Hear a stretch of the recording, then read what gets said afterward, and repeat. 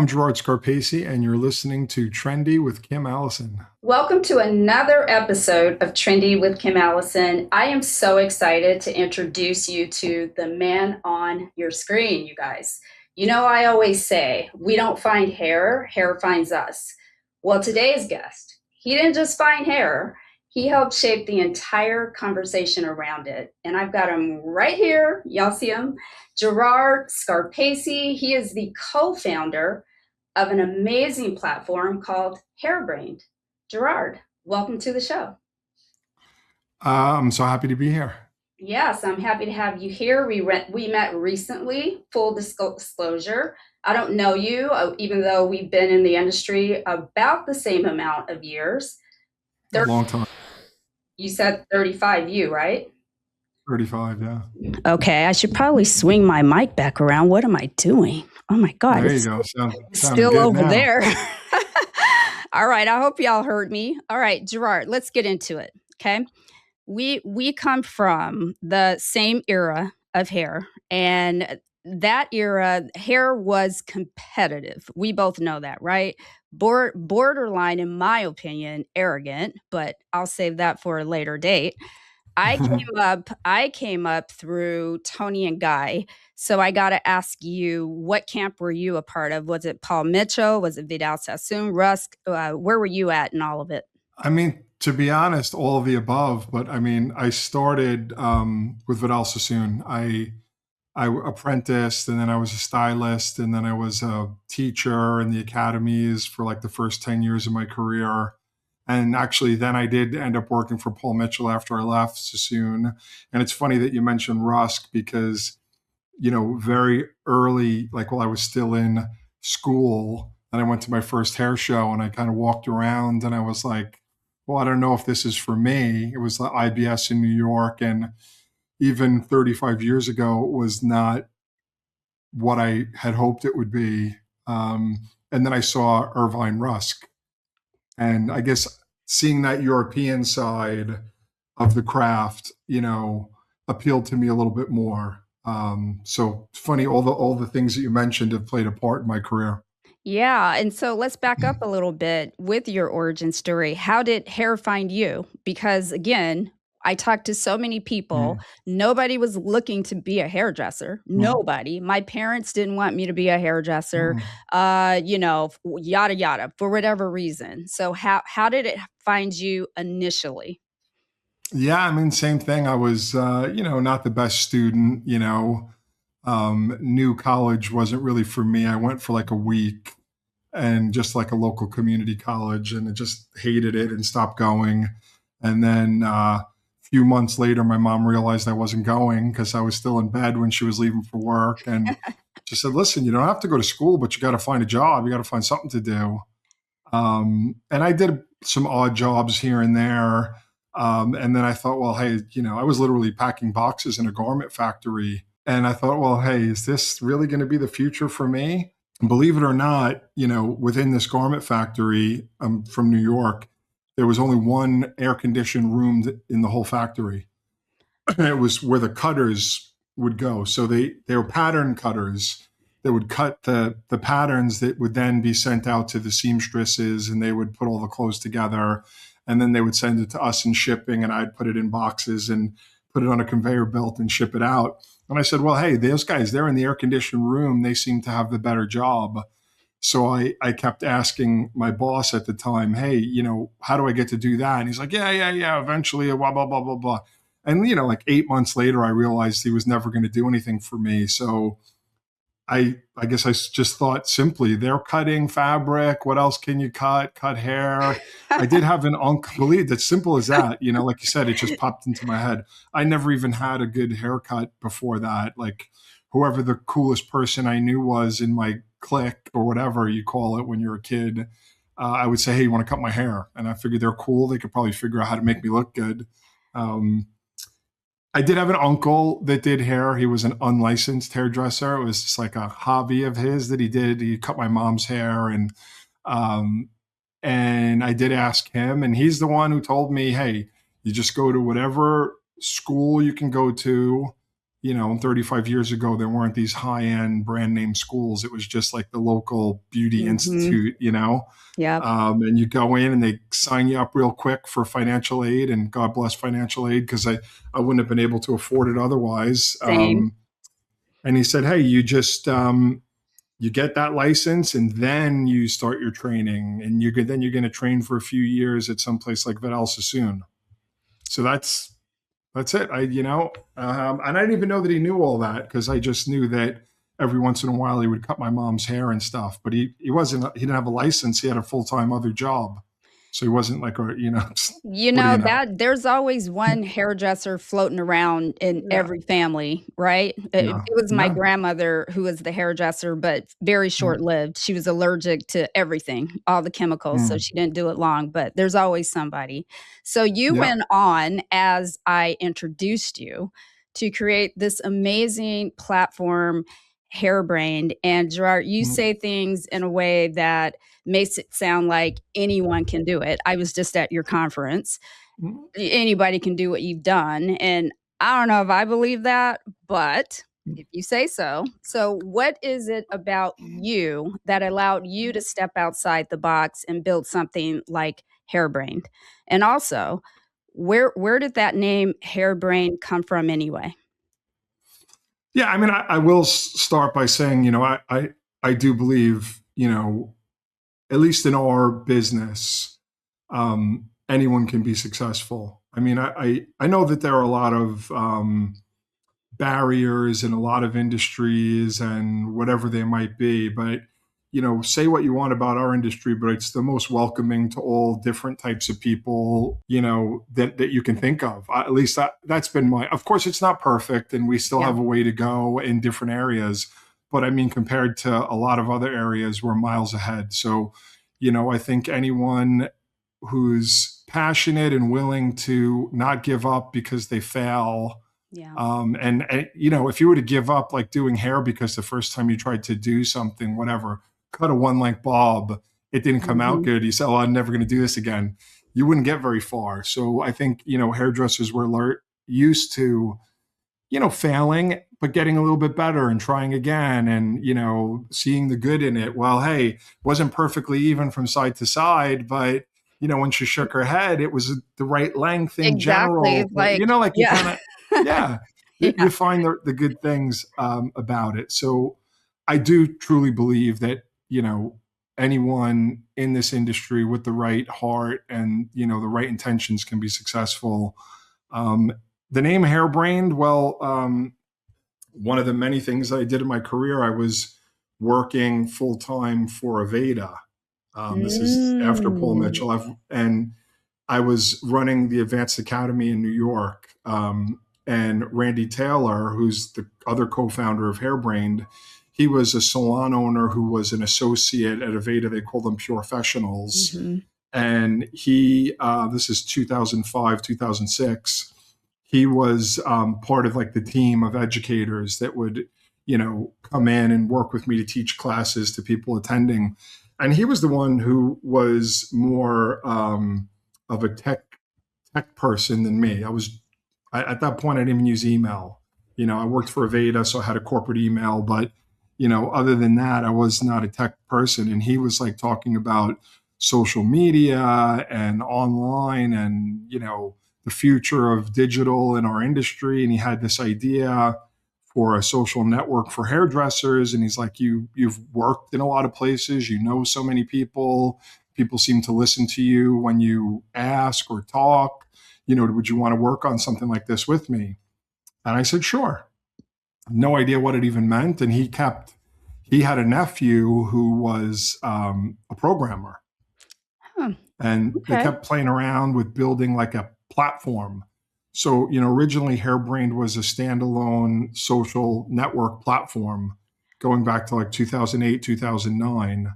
But let me answer the question about the name first, because we went through a whole bunch of wacky names, and none of it seemed quite right. And, it was kind of like in beta. We had a few friends using it. We had some like the style list, and then we found out that that was Oh, owned by Vogue. Oh, So that really? didn't work. Yeah, they own the stylist, That's style actually pretty list. cool. That's pretty Yeah, we catchy. thought it was pretty cool, like the Stylist. stylist. Yeah, but Uh-huh, Vogue uh-huh. owned that. And then we had one called Press Play Style.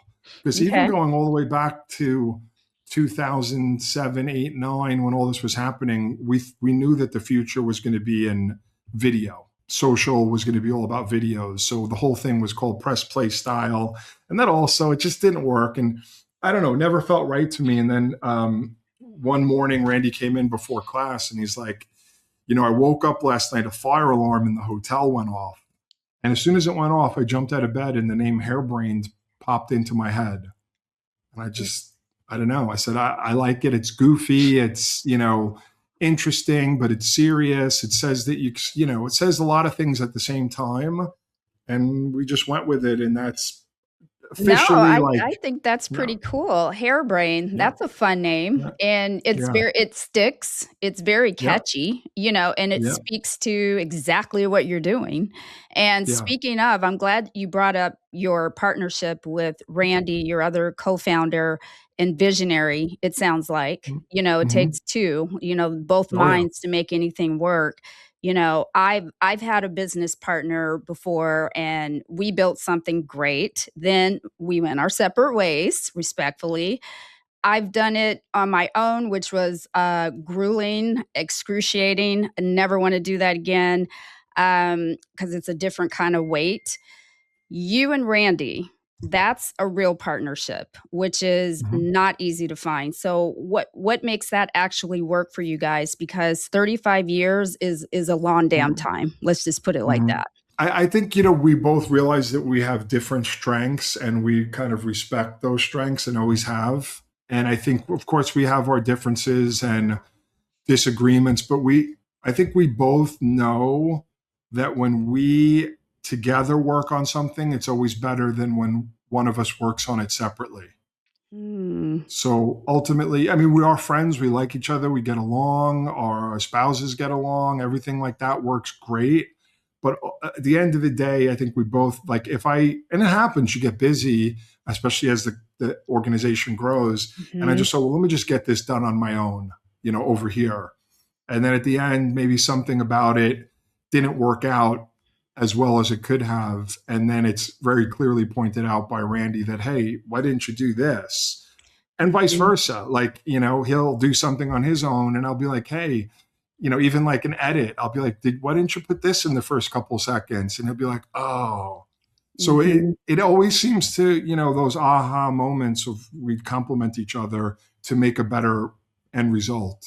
Yeah, and that is so important what you noted, is Mhm. that respecting that it is a partnership and it Mhm. was built with the two minds, not one Mhm. individually. And I think a Yeah, lot of people kind of lose sight of that once they get further down the road, down the line. sure. So, Yeah. yeah, I'm pretty sure that is the answer to why your partnership is working so well, and I'm Yeah. glad you mentioned family. You're both married, right? You're Yeah. married, Randy's Mhm. married.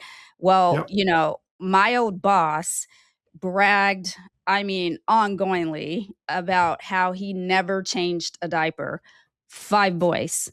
Hey, Jerry, not to give you any shade, but what's up, Jerry? Anyway, as a male hairdresser, how did you balance family and career over the many years? um, not incredibly well. I mean, I didn't get married till I was 38, to be honest Ah, with you. okay, So, and I don't have any children. I have a lot of nephews and two nieces, and we're involved in their lives. But um, it helped that my wife is a hairdresser and works on Hairbrained, and so we I wouldn't say we have like the perfect balance of whatever work life. It's kind of a lot of work, but we've always we're definitely family people. okay. So every time we're both home. We spend time with just this weekend. We had the whole family over for a nephew's birthday. We always like to host it. We get to be the cool aunt and uncle, I think. But I will say, no, I don't think we've had the perfect like work life balance. We never leave work were working 7 days a week in some capacity, always stepping away to do something. But I guess, because it's something that we enjoy and it's our own, it doesn't feel like, a punishment. Oh, yeah, and I'm sure that does help. You don't have any kids. You have each Mhm. other. You have common Mhm. interest, both hairdressers, both Mhm. working toward the same goal. So, yeah, that I mean, the no kid part, you coulda stopped there because that makes all the Yeah. difference in the Yeah. world, let me tell you. Yeah. And as Yeah. a mother back then at Tony and Guy, which is my background, Jerry, I love you, Jerry. You taught me everything I know. You are my mentor now and forever. We would work 24 hours, I felt like 7 days a week. I'm like, wait a minute, I am a Yeah. commissioned stylist. I'm a mom. I have two boys, Yeah. a husband, and he'd say, I've never changed a diaper. You don't need to do Yeah. that. Let your husband do that. And so it's just hilarious Yeah. back then It's funny what that you you could mentioned say. that. Yeah. I do Yeah. remember, in the 90s, in the early Mhm. 90s when I started at Sassoon, and it was the New York on Fifth Avenue. There was at least 100 staff working there. Mhm. Um, and I don't think, I can only think of like one or two of them that were married. So yes, Mhm. it was a different time. New York City, everyone was just caught up in the fashion and the clubs Oh, and this yeah. and that. Let's get into old school versus new school, right? Because Right. we are talking about the times and times have changed. And, we have this gap, which is the original reason I created this podcast, because I felt that new school and old school, we still need to be in the same conversation. And I felt like based on what I was seeing on social media, that there was a bit of a disconnect. It may be getting better now, but I know with you, just listening to you at the conference, I know you've embraced modern hairdressing of today, Mhm. and so have I. But be honest, okay? Because we could be 100% honest here on this podcast. Is there any part of you that misses the old days? And if so, what parts do you miss most? Of course, on a personal level, I miss all those experiences, and I do miss being part of a big organization. I feel, there's been obviously a huge movement towards independency, which has its benefits, but um, and I'm, technically been an independent stylist for over a decade. I go to Yeah. New York every month and just work privately. But I'm so glad that I was part of a big organization for all of its good and bad, just to see what you can build. I Yeah. mean, of course, it's great to build a clientele and make enough money to support yourself. But when at that point, Sassoons, there were schools all over the world and Mhm. 29 salons and multi-million dollar budgets. And it just exposed me to something, that was incredible. And, I mean, I know there are still some big salons, but it feels like a lot of it has gotten smaller Very and true. more independent. Mhm. Even it's just that company alone, Sassoon, has gotten considerably smaller in a lot of ways, less locations, less of everything. Um, I think Tony and Guy was a whole different because it was franchised. I mean, there were Yeah. probably hundreds and hundreds, but I don't know if they're even anywhere near as large as they were at their biggest. Gone. Yeah, it's changed completely, right? Yeah, Yeah, it's the relevance is not there to yeah. start. And I So don't know that there's something that's stepped up like as a hair salon brand, especially for people that like I needed to belong to something at that mhm, age because I didn't go to college. I'm like 19 mhm. years old. Like I needed to learn a lot about life because I didn't really know much. It's Just true. came from I didn't know anything. It's true, and So and I think it's people now it's independent educators versus a mhm, school like a Tony& and mhm, Guy or a Vidal yeah, Sassoon. yeah, and I think there's a lot of room for good and there's a lot of room for bad and everything.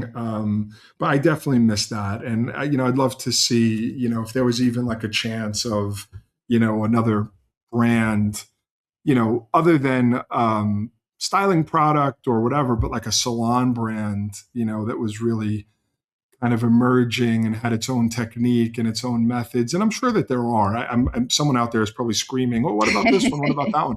But it's like it doesn't come to my mind the same way as the two that we spoke of. And then there was Bumble and Bumble, and I mean, I know that that still exists, but in a different kind of capacity, really.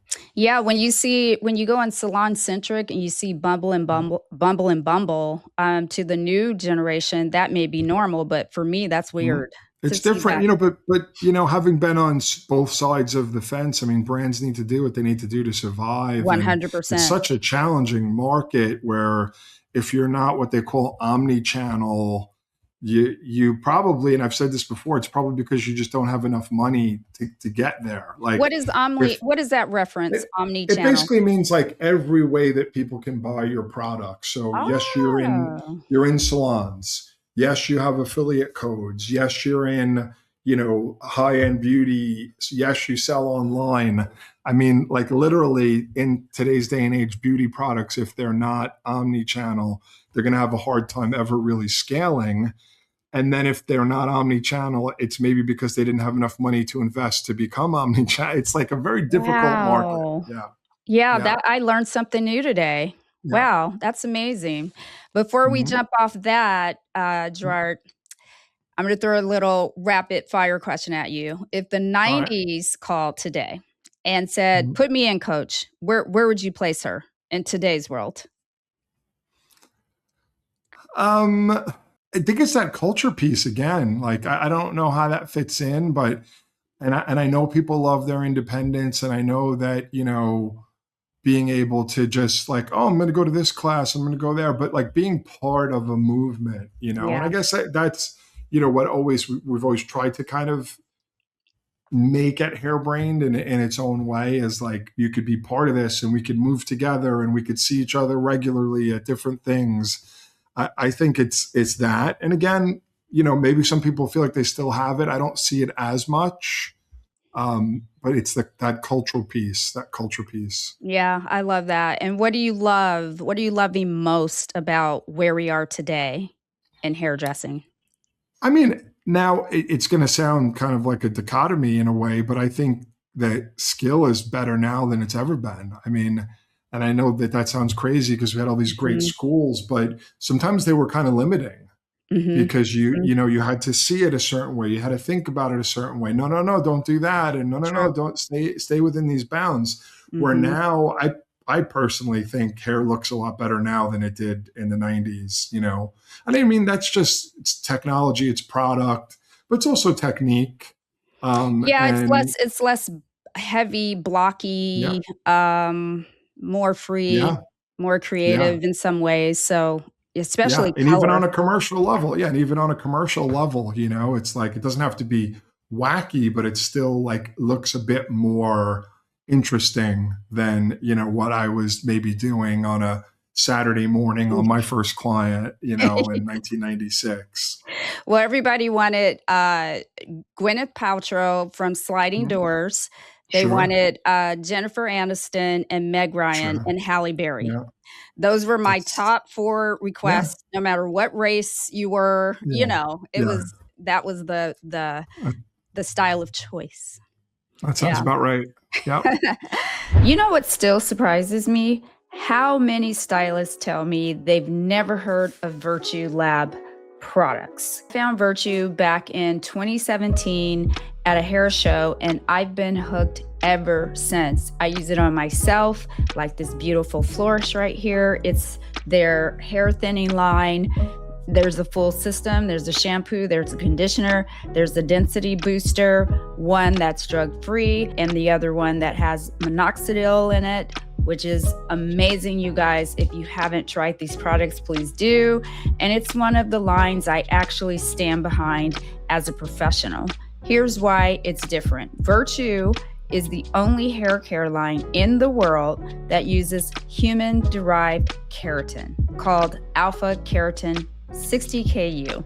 Because it's human derived, your body recognizes it as its own and actually accepts it. We all want products that truly heal and repair hair, right? not just make it shiny for a day. Virtue does that. It literally fills in the cracks in the damaged areas, strand by strand. So you guys, trust me, you'll see results after one use, but after 5 washes, honey bunny, the hair will feel like a completely different head of hair. Soft, strong, and actually healthy. So if you're ready to stop masking damage and start repairing it, I know you're ready. Shop Virtue through my link today in the description. Support the show, support your hair. You'll thank me later. Bye. Sounds about right. Like I said, Gerard, on this podcast, I'm a truth teller. Honestly, I keep it a buck. I'm going to ask you this about this whole community shift. And I say that in quotes, community, right? Because we're a community now.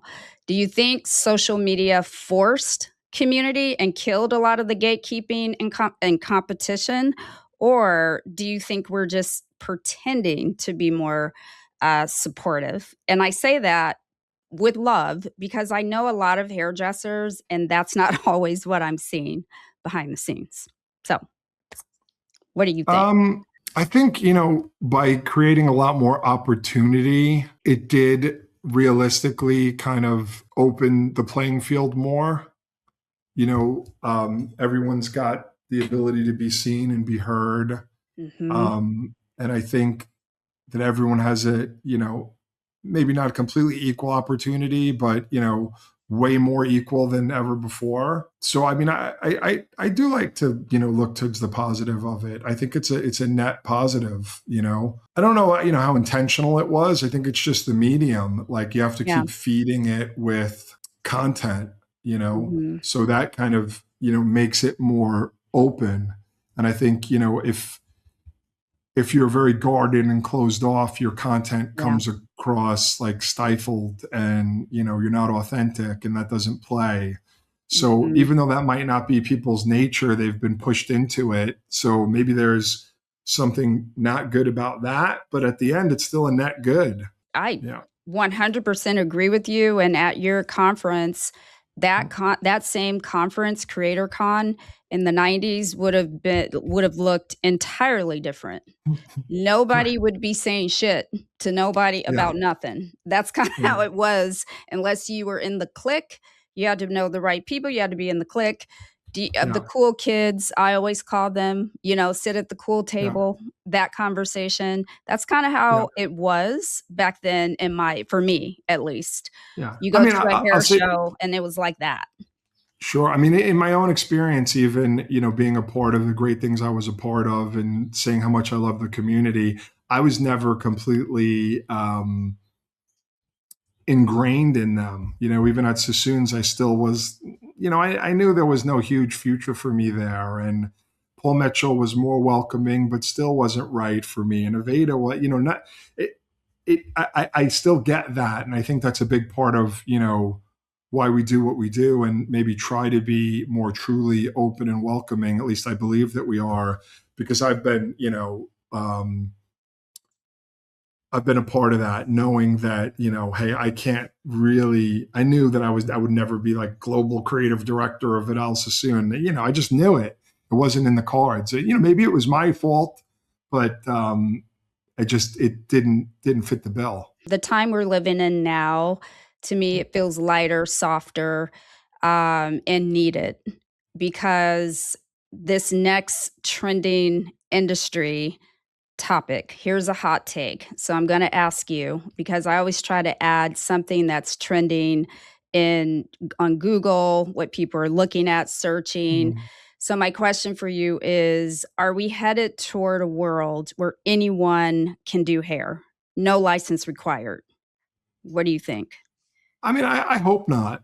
Me too. I don't think that we are, because there are, I don't want to say medical, but there are biological concerns of, when people are touching people, they need to have a certain amount of understanding of, bacteria transmission and things like that, So what that license encompasses, I don't know. But I think that that's probably changed over the years and decades anyway.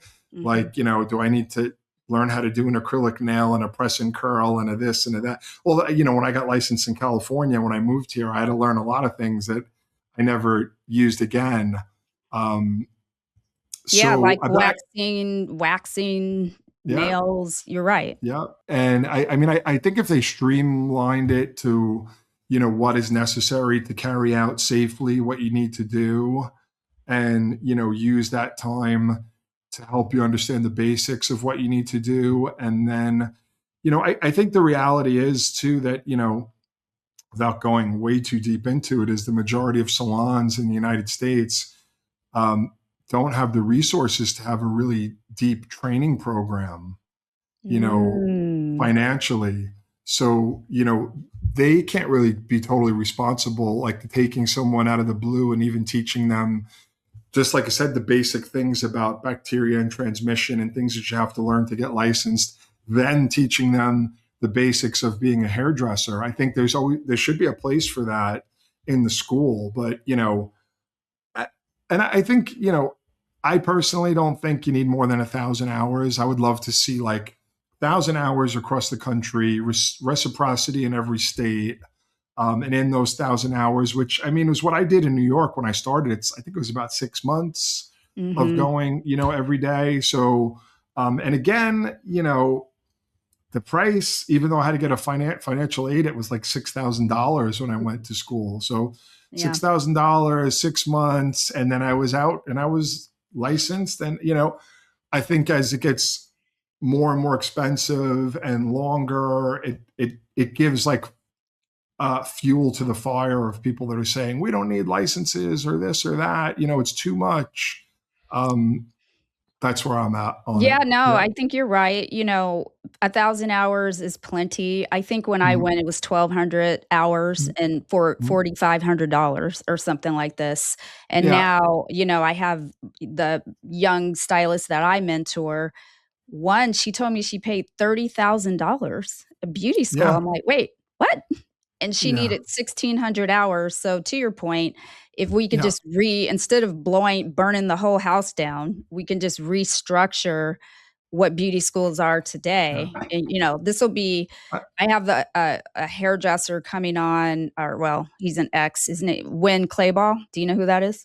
I know one very well. Yeah. Okay. So I Yeah. can ask him all about the beauty schools then, because he's Yeah. seen I mean, all the and schools, yeah, right? I did want to say that too, in defense of school owners, there are some school now, again, they're entitled to up the business and charge more Mhm. and make more just like anyone else and then let the market decide. So I do think that, they should have that prerogative, but it has to live up to it. You know what I Right. mean? It's Yeah. like, hey, I do think there should be a $30,000 beauty school, but it should be the best beauty school Mm. that there is. If that's just like 30,000 and it's an average experience, for whatever reason, I think there's something wrong with that. There's always room for the best, most expensive, but it's got to be, for lack of a better word, a luxurious, incredible experience. The facility, the level of the teachers, the skill that the student graduates with should, Yeah. mirror that. You know, Yeah, yeah. No, I understand. I completely agree. And I never count other people's money. Like you Mhm. charge what you Sure. charge because obviously that's the value you placed on what you're offering. But I agree Mhm. with you because I feel that way in hairdressing. If you're going to do Mhm. a luxury service and charge a luxury price, then you need to give them a luxury experience. And then I Yeah. don't think anybody complains after that. Sure. Right. Absolutely. All right, so let's lighten the mood a little bit. I love games. I play a game every single episode. In fact, I was like, I think someday this is on my vision board, and you were actually on my vision board as well to come on my podcast. So look at that Here I am. Yeah. manifestation coming into fruition. Someday, I'm just going to have hairdresser games, just a whole show about that. That is my goal. But for now, this one I call to tell the truth. All right. So you answer as truthfully as you can. They're not hard. They're not toxic questions. Okay. Okay. All All right. right. So I'm ready. if you weren't a hairdresser, what would you be doing? It's almost impossible to say. It's like the only thing that I know. I've done it since I'm 18. I mean, I I could see myself being retired. I'm not like one of those people who says I'll never retire. I would love to just take care of my, not that I have an estate or anything, but like my grounds and, clean my house and keep my life organized. I could just be happy just doing that kind of stuff. Another kind of job. I mean, it's hard. It's kind of hard for me to even Fathom. relate. I mean, Yeah. within this industry, I've done so many different jobs. I'd say nowadays my main job is organizing events. So So I've got maybe you'd be an event planner. You'd have a big maybe, event planning business, yeah, right? maybe. I mean, within, like I said, within just the pro beauty world, I've done so many different things. So I feel like I have done, whether it be sales or marketing or events or education or design, I have been able to kind of fulfill that need for everything. But if I could do anything else, I'd probably be retired. Worst client you've ever had. Um, I've been pretty fortunate with clients. I could talk more about like models where I've had weird situations, Yeah, like worst, just teaching. worst, like, and So this what is did you the worst yeah. experience I ever had. I was working for Sassoon at the Long Beach show in California on the platform, and it was the first model of the day, and she had long hair, and it was a big change. We're going to cut it off. I spoke to her ahead of time. She seemed like she was totally on board and she was fine. I get on the chair. It wasn't on like a main stage. It was like at the actual booth. So maybe there's 40, 50 people standing around talking, and I'm up there and I do my first couple cuts and maybe take her from like, really long hair to like above the shoulders, a couple Mm, cuts. And she kind of like jumps up and I'm like, "Oh, are you okay? Okay." And she like runs off, no. like runs into the back behind the booth. And I'm like standing there like, okay. And I'm talking to the audience. And, a couple of minutes later, she comes out, sits back down. I finish the haircut, you know. Um, and at the end, I asked her what happened. And she said, I'm so hungover, I had to go backstage and puke. Oh, thank God. It had I was nothing like, to oh do my with the God. hair. But it was the weirdest experience I ever had, like a hair, and it turned out that yeah, she was like drunk and hungover and went back and was like puking in a bucket. And then I guess yeah, she came back out and I finished her hair and that was that. So that's That like my is worst cute. experience. Yeah. Well, if you know what, if that's your worst, you're doing great. Because if you've not had a worst client, then I commend I you. mean, There I've must had be something demanding about you. people. I've had, maybe a drunk client. When I did own a salon at one point, I had to deal with other people's clients where, I do remember one stylist, he left the salon and another young stylist took over this guy's hair. And this young stylist that worked for me was really a really good hair cutter, but he had a thing where he shook when he cut hair. And I've known a lot of people that shake when they cut hair. It does not mean that you're going to be a bad hair cutter. I've just found that out. He just had Interesting. like a little jitter when he was working. And the guy was freaking out about him shaking. And I was just like, had to deal with that. Now, it wasn't my own client, but I had to deal with someone else's client. Well, you're Um, lucky. So then, if in that same vein, then first person that comes to your mind, who's your favorite client? And don't say all of them. One of them is your favorite client. Yeah, I have a client that I've been cutting for probably well over 20 years from the same neighborhood that I grew up in. So we have a lot of she's older than me, but we have a lot of the same background of how we grew up. And I still cut her hair every time I go to New York. I text her and I always hold an appointment for her. She gets like my last appointment every time I'm in town. And yeah, I love cutting her hair. Her name's Mary Oh, Alice. Yeah. Yeah. Mary Ellis, that's Yeah. amazing. Yeah. Well, she gets, props because, Mhm. oh, it shouldn't be hard to be a good client, I'm telling you, Mhm. but for some Mhm. people, it seems to be. Alright, who were you Yeah. in high school? Nerd, jock, or troublemaker? Real quick. Like a little bit more of like a music stoner type. I was Yes, definitely not a okay. jock. I wasn't a total nerd. Or a But troublemaker. I wasn't really a troublemaker. I'm not too much, but I hung out with a group that was really into music, trying to go to shows and smoke a little pot in between classes and stuff like that. But I know who you um, were. Now I can yeah, picture. I know exactly the yeah, group.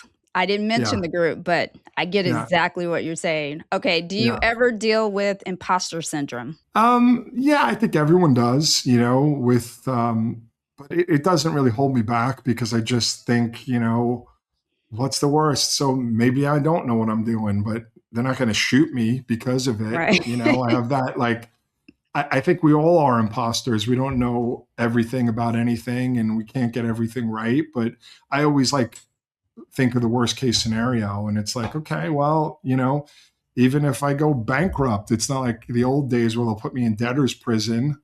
So Right. you'll just figure something out. So yeah, I mean, I think we all live with it. I think it's just a human condition, but it doesn't stop me.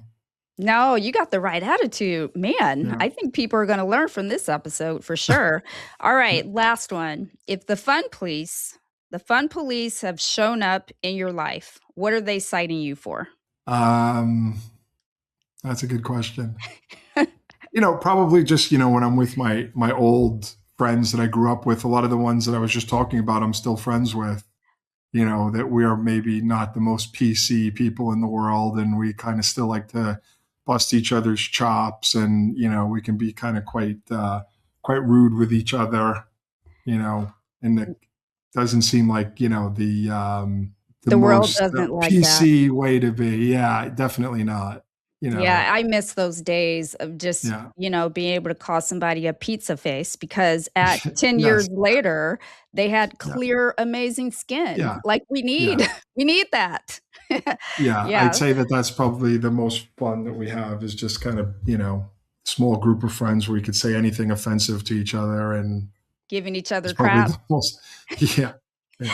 All right, I'm gonna put you on the hot seat real quick because you told me you barely graduated from high school, right? Yeah. So Yeah. what is because these are 2 new words that I learned in the last 2 years, so I'm not above this. What does bloviate mean? It's when you like talk a lot of hot air, you talk a lot of shit, right? Oh, I love it, okay. What does Yeah. ruminate Yeah. mean? When you can't stop thinking about something, like it kind of stays in your mind and you kind of mull it over and over and over again. You know what? You didn't barely graduate.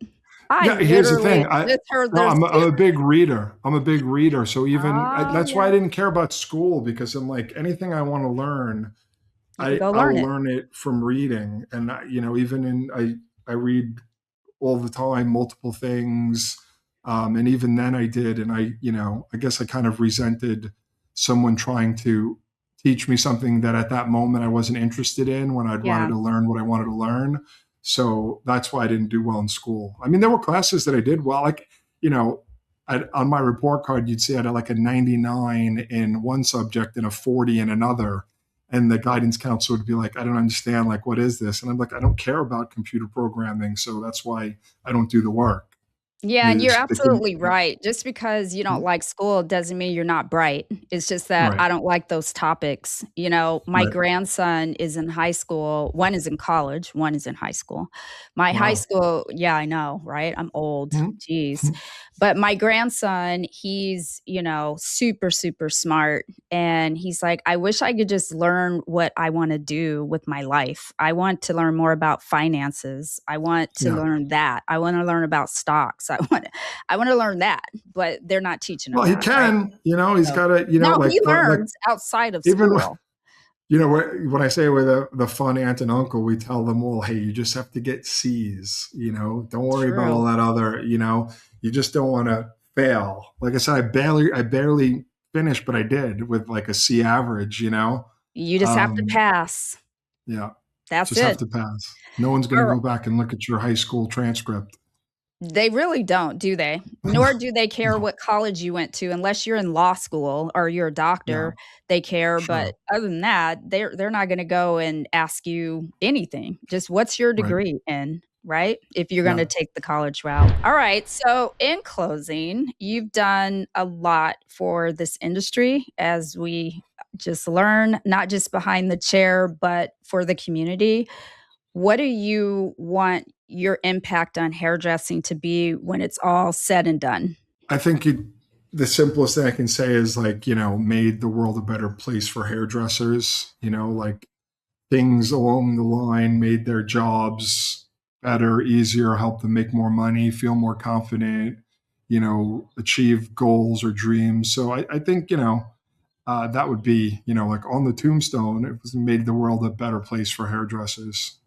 Aw, I love you for that, and we all appreciate you. It is needed, somebody like you, the way your mind works. We need you still, seasoned, in between, new hairdressers coming into the community. What keeps you so grounded in all of this? It seems like your life just seems it seems like you've thought everything through and you're so grounded. That's my I'm perception. not though. I'm really not. I mean, I just, I think like back to like what I said, I through one day you have the course, I've had a few hours ago, I was ready to pull my hair out about, getting some copyright that's going to go on a landing page for a big event. But, I do know how to compartmentalize and be like, okay, you know, it's not actually going to kill me. It's not like the worst thing that could possibly happen. So that's done. Let's move on, Like, I guess that's it. That's, if I was to say would keep me grounded, it's just being able to compartmentalize things and realize like, okay, that belongs there and I'm not going to ruminate over it. Don't ruminate. Yeah. I like that. And so you don't have any modalities? Do you meditate? Is it yoga? Oh, I Is do. it Yeah. mindfulness? No. Is it Yeah. I anything? mean, meditation for sure has been Yeah. a big part of my, past decade, sometimes more so than others. That helped a lot. I feel like it really, it kind of worked for me. I think that the meditation in and of itself is not the goal. It's like how it rewires your Mm, brain. And I feel like mine got pretty rewired. I'd say for 5 years there, I was really like every single day, all the time, like with a practice, where now that practice is in how I live. sure. I do remember to breathe, and I do remember to think, start again. And, although I don't necessarily sit down every day for 40 minutes or whatever and meditate, I still do when I feel like I need it, but I feel like it's ingrained in how I function. Yeah, I think the 40 minutes too, it's like, when you still have your training wheels on, Mhm. you're supposed to learn something and then apply it. So, Right. you Right. know, I feel like that's how it worked for me. It's been yeah. applied. I'm Mhm. still trying to figure out what to do with my Deepak Chopra books. Um trying to meditate him out of my brain somehow because I've Well, it's used that thing him about, to practice. separating sometimes I the know. lessons from the teacher, I I mean, know. The books are yeah, still the books. I mean, the the books wisdom are is still still the in books. there, right? Yeah. So, Yeah. where Yeah. can my audience find you, Gerard, to hear more about what you're doing and all the things Yeah. that you're involved with, making our hairdressing world a better place? Well, if you like this type of format, we do have Hairbrained Conversations, which is our regular podcast that I host most of the episodes, not all of them. And then on Instagram, hairbrained_official is, our main platform where it's not exclusively about me, but I'm definitely involved in almost all of the content, either physically or in some other way. And then I've got my own page, which is my name, Gerard Scarpaci, on Instagram. And then more than anything is at live events. I mean, that's really where the focus is. And I think that's where the focus will be for me for the coming years is getting hairdressers together across the country and around the world for meaningful events. That's, What's the next event? Can we plug that? it's sold out already. So that's a good news. Oh, that's Next good. event, next That's event is in New amazing. York in Okay. April. It's called HB Sessions. That's a 1 day technical event. And then we've got a few more sessions this year. 1 day in Austin, Texas in June. 1 day in St. Louis in July. And then in September, we have our 3 day HB Fest, Hairbrain Fest. That's in Palm Springs, California. That's a 3 day event where we actually get to bring some wellness parties main stage, breakouts. That's our biggest event of the year. And then we're working on quite a few things, but one of the things in the pipeline is to take that Creator Con that you attended and kind of, instead of trying to make it bigger, because I think the beauty of that event was that it was like 150 attendees that really I all agree. connected, and they were all there for the same thing.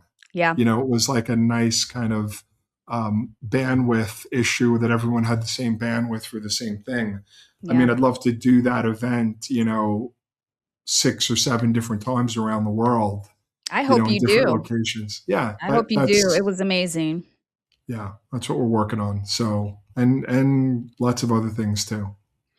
Well, stay tuned, everybody. I root for you every day. I love what you're doing, like I said, and I wish you all the best moving forward. And this is not the last you'll see of me. I'll be at one of your events, I'm sure. I hope so. Okay. All Awesome. right. Thank you so much for having me. All right. Bye.